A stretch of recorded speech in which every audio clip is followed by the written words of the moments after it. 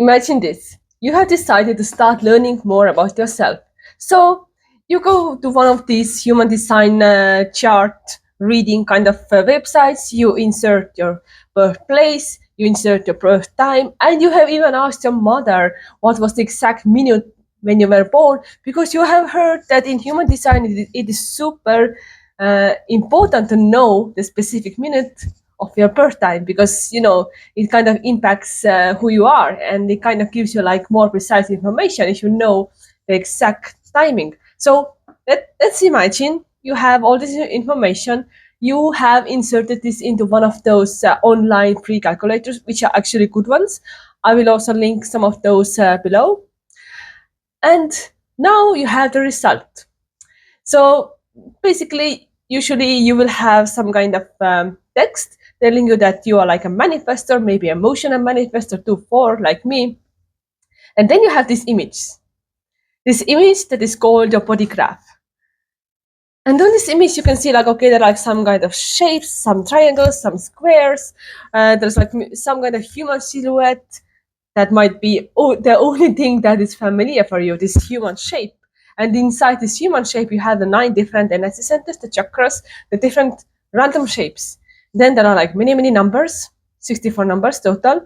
There are like channels and lines. And maybe if it's like a more complex chart, you will also have 2 columns on each side with more numbers, more confusion, more mystical symbols. And you're like, what the hell is this? If this is you, you are not alone.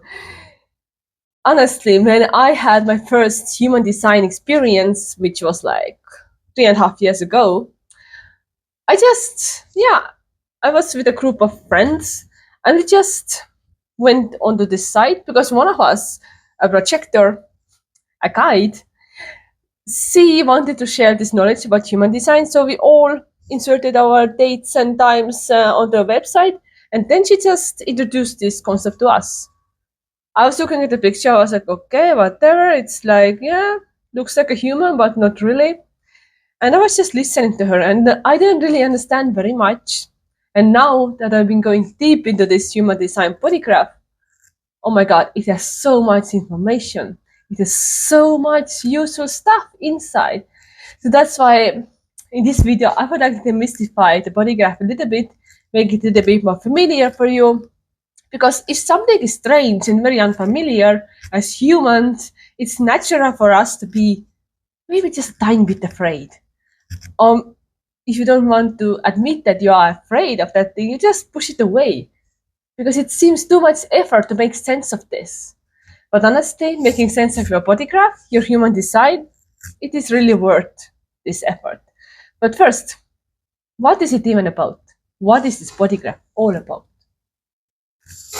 First, the Bodygraph will tell you your human design energy type. And that's the most important thing. If you don't know anything else about your design, this is important. So you can be either manifestor, like me, projector, reflector, generator, or manifesting generator. There are 5 main types. And you can even like tell based on seeing just this image what type a person is. You don't need somebody else to tell you this. Because the types are defined based on the energy centers, the different shapes, these triangles and squares and whatever, diamonds that you see in the chart, and whether they are defined, colored, or undefined, not colored, or white, depending on the specific UX design and the color scheme that the designer chose to use. And for example, if somebody is a generator or a okay, let's start. If somebody is a generator, if this is your energy type, that's also the most common one, like 37% of human beings are generators. They would have the second chakra from the bottom, the sacral. They would have this colored in and defined. So this is actually what makes a generator.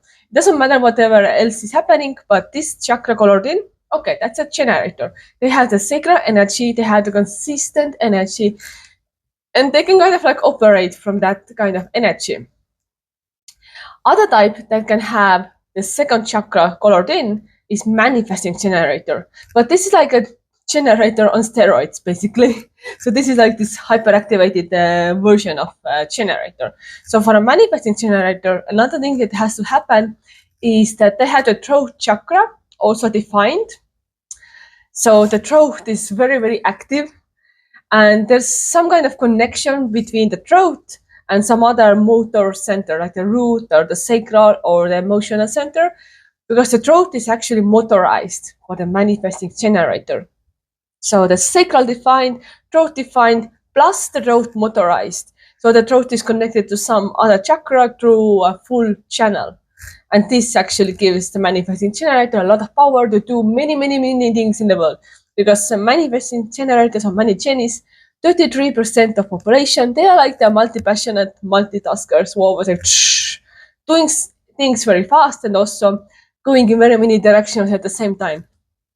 Similar to manifesting generator, the manifester, that's my type, also has the throat defined and motorized. So the throat, the square around this area of the body graph, this is colored in. And it's motorized means that there's like some kind of channel line connecting it to some other center that actually motorizes and empowers the throat. That's why manifest the throat is super. Maybe you can even feel that my words are penetrating you in some way. And yes, the throat has to be motorized. And at the same time, what makes a manifestor stand apart from the manifesting generator, who also has the throat motorized, the manifestor doesn't have the sacral. So the sacral is empty. There is no consistent life energy. And that's why us manifestors, we have this inconsistent spurt, like we can just do something very fast, sprint, and then we're just completely dead and we need to rest for a quite long time. But that's a whole another topic, all the rest and that stuff. And yes, manifestor throat defined and motorized and sacral empty. So that's the basic. Of course, there are many, many more details for every type, but this is like the basic way how to find out the energy type. And manifestors are like 9% of population, so we also quite rare. Then we have projector, and projector is 20% of population generally. And for projector, the throat can be defined or not defined. There are different possibilities, but it's not motorized. So there is no channel going out from the throat connecting the throat to some motor center like the root, the sacral, or the emotional center. As an emotional manifestor, I have the throat motorized. So I have connection between my throat and my solar plexus, that is the center of emotions. But projectors, they don't have the motorizing power, that the throat can be defined or not defined, but they don't have this motorized power. Important thing about the projectors is also that they have a sacral empty, like manifestors and reflectors. And this also means that they have like inconsistent energy. And usually projectors need do things quite in a slow pace, but they can also move very fast because they are also very, very good at knowing what's the best way to do things. So they can do stuff in a very efficient way and then go and take a nap, for example, because they also need quite a lot of like slow, steady alone time and naps just to preserve their being. Then we have the reflectors. And if you are a reflector, then on your chart, all these 9 different shapes, they are all empty. Completely no defined centers. So reflectors actually, they are very rare, 1% of population. And they can also, they reflect the environment. They are very impacted by the environment. So reflectors really have to live in a place where they feel good, be among people that make them feel good, because otherwise they just can't destroy themselves. So basically, this is what how you can find out your energy type just by looking at the different centers. But of course, if you do like any kind of human design reading online, it will tell you who you are. But if you just want to make more sense, why am I this type? This is how you can determine your type. Another thing that you can see from a body graph, if you learn how to read it, is your authority. Like, what is your basics of making decisions?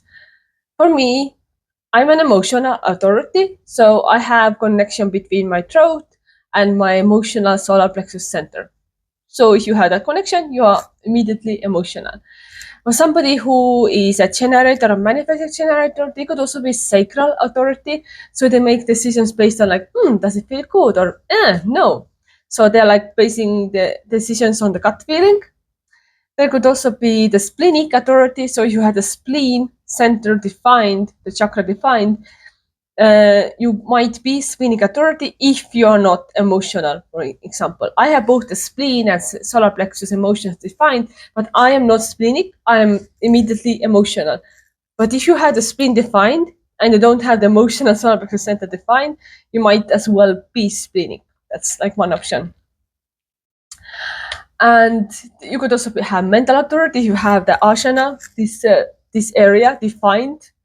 Or you could also be like a self-projected, like some projectors are, who they kind of know what decision they want to make, but they act as a sounding board. So they kind of have to like talk out the words, talk these words to other people, then they make their decision. If you are a reflector and all the energy centers are undefined, you are like a lunar decision maker. So you have to wait the full lunar cycle from new moon to the next new moon, then you make a decision. So basically you would have to wait for a month. So this is how you can actually kind of see your authority from the chart. If your body graph also has these numbers on the sides, I guess it also will tell you like what is your profile. So profile numbers are 1 to 6, and they are like a combination of numbers from 1 to 6. There are 12 different profiles. For example, I'm a 2-4, the hermit opportunist. I'm like the antisocial social person who needs like a lot of alone time, but I also thrive on connections. And as line 4, the connections that I have, my network, they had to be like intimate, they had to be my people, and I'm better off with having a small, connected, close circle rather than having many acquaintances. So line 4, this is what I can also see from my chart.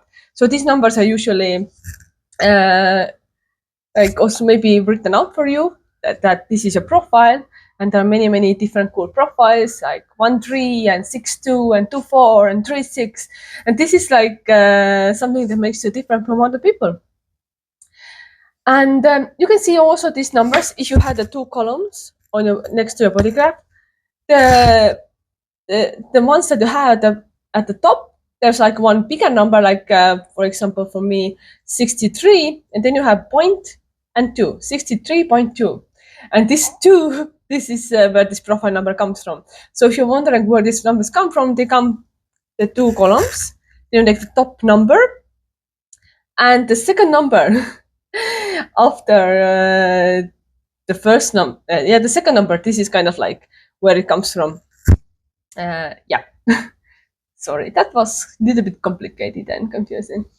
And like I said, there are many numbers. So you can see on the body graph many numbers inside the different energy centers and chakras. And there are 64 numbers. They're always in the same places, but they might be either defined, so they're like colored, they have a color background, or they are undefined, so they're not colored in. This is a little bit complicated topic. Some people say that we all have all of them, but let's say that some of them are like always activated for you, but maybe some of them activate in a relationship with somebody else who has the thing that you don't have, or some of these activate because there are also transits happening every 6 days is like a different transit, but that's already too complicated. For now, you should know that if you see these numbers in the different energy centers and chakras, and the background of the number is colored in, you have this gift. So this is your gift. This is your gate.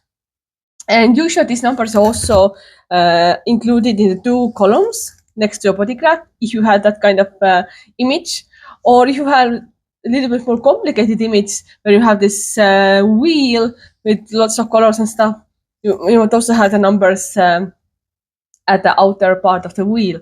So these are the gifts. They come from I Ching. There's the I Ching hexagrams. Basically, these are the gifts, talents, things that you have. And I will also make videos about every single gift that is in human design. And there will be like 64 videos about that stuff.